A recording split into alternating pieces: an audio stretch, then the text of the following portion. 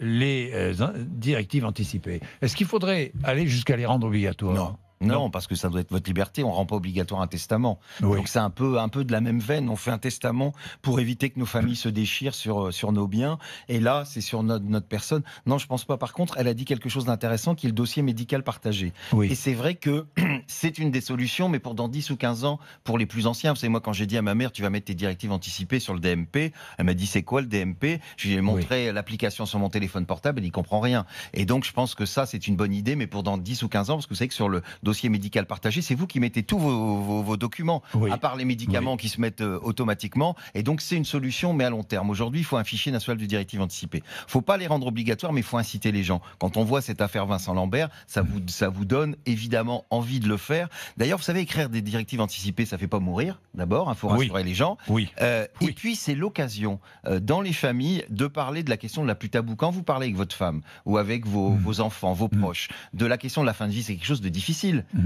Quand vous avez abordé ce sujet-là, après vous abordez tous les sujets de la vie. Moi, je l'ai vu avec ma mère, c'était quelque chose de fort, où elle m'a raconté des secrets de famille que je n'aurais pas connus. Donc moi, j'incite tout le monde à le faire.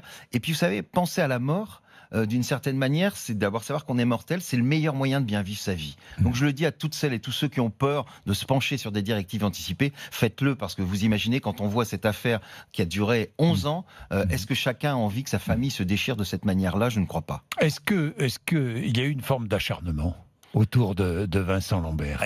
Oui, et puis là encore, avec ce qui est en train de se passer. La loi a été appliquée, hein. Bon, il y a une enquête, mais elle est formelle. La loi a été appliquée, la loi clé Leonetti. Mais est-ce que cette loi permet une forme d'acharnement ou pas?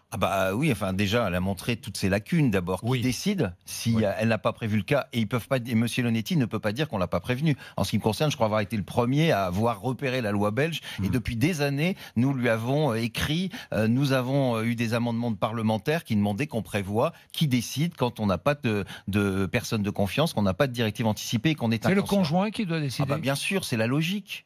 C'est la logique, c'est la personne avec qui vous avez construit votre vie. Mais si vous êtes fâché avec le si conjoint, vous êtes fâché, c'est pas elle. Et puis je vous rappelle que vous avez toujours cette. D'abord, vous divorcez, vous quittez, c'est ce que font quand même un certain nombre de gens.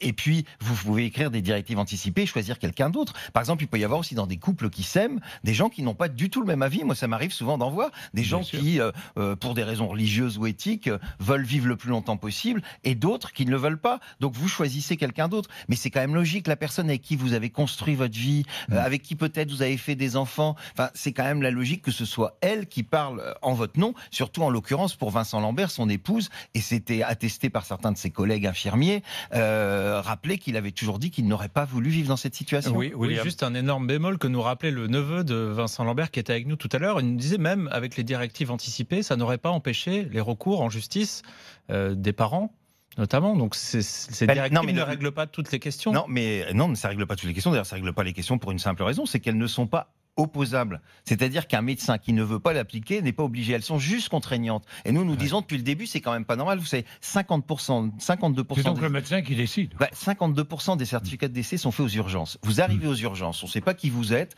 et ça va être un médecin qui ne vous a jamais vu, qui peut primer sur vos directives anticipées et sur votre personne de confiance. On voit qu'aujourd'hui, ça, il faut le changer. De toute façon, vous savez, cette loi, elle éclate d'une certaine manière. Un, parce qu'elle a pas prévu ce cas alors qu'on lui a dit depuis 10 ans. Deux, parce que les directives sont pas opposables et qu'il n'y a pas de fichier national des directives anticipées, à part celui que fait la DMD. Et puis 3, parce que chacun a vu ce qu'était une sédation terminale. Une sédation terminale, il faut pas être caricatural. C'est une solution si vous êtes très très vieux, votre cœur est complètement affaibli, vous mourrez dans quelques heures. Mais vous imaginez, il a quand même mis 9 jours à mourir. On nous dit il ne souffre pas. Ceux qui disent ça sont des menteurs. Il n'y a ni d'études en France ni dans le monde. Par contre, il y a des signes cliniques. Il y a des escarres, il y a des étouffements, il y a des spasmes. Et puis ceux qui sont en face, alors que la décision a été prise, que tout le monde est d'accord, pourquoi leur imposer ces 8 ou 9 jours? Surtout là, dans cette famille qui n'a pas été facile. Tous les jours, vous vous rendez compte, on se disait, est-ce qu'il va mourir aujourd'hui? C'est quand même quelque chose de terrible. Et on voit bien que cette loi-là pose un problème et que l'arrêt de nutrition, on nous dit c'est rien. Mais oui, on attend que les reins explosent en gros. Donc pour vous, c'est clair. Bien sûr, et il faut, quand on a choisi de partir, il ne faut pas vous imposer dormir avant de mourir, comme le dit poétiquement certains. Il faut vous permettre de partir en quelques minutes entouré des vôtres. Merci Jean-Luc Romero d'être venu nous voir ce matin.